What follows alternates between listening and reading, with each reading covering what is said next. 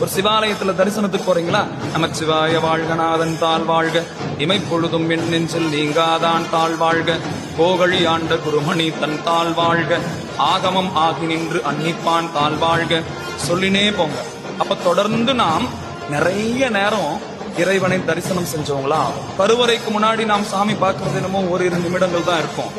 ஆனால் இப்படி பதிகங்களை சொல்லிட்டு போனோம்னா நாம சாமியை பார்க்கறது ஓரிரு நிமிடம் தான், சாமி நம்மள நிறைய நேரம் பார்த்துன்னு இருப்பார். உங்களுக்கு புரியுதா?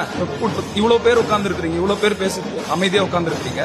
யாராவது ஒருத்தர் அங்க பேசுனாங்கன்னா இங்க என்னுடைய கவனம் அங்க போகுது இல்ல, அங்க போகுது. அது மாதிரி வரிசையில எத்தனை ஆயிரம் பேர் வந்தாலும் இறைவனை தரிசனம் செய்யறதுக்கு அந்த நேரத்தில் அந்த கூட்டத்துல யாராவது திருமுறைகள் சொல்லின்னு வந்தாங்கன்னா எல்லார் கவனமும் சாமி மேல இருக்கும், சாமி கவனம் அவங்க மேல இருக்கும். இப்போ நம்ம கவனம் சாமி மேல இருக்கிறது முக்கியம் தான், ஆனா அதை விட முக்கியம் சாமியினுடைய கவனம் நம்ம மேல இருக்கணும் தானே. சாமியினுடைய கவனத்தை நம்ம மேல ஈர்க்கிறதுக்கு ஒரே ஒரு வழிதான், அது தமிழ் தான். தமிழுக்கு அவர் கட்டுப்படுறாரா இல்லையா? அந்த தமிழுக்கு அவர் கட்டாயம் ஓடி வர. தமிழ் சொல்ல வல்லார்க்கு வினை இல்லையாமே. அப்போ தமிழ் பதிகங்களை நீங்கள் சொல்லுங்கள். நீங்க சாமியை தேடி போக வேண்டியது இல்ல, சாமி உங்களை தேடி கட்டாயம் அந்த இடத்துக்கு வந்துடுவார்.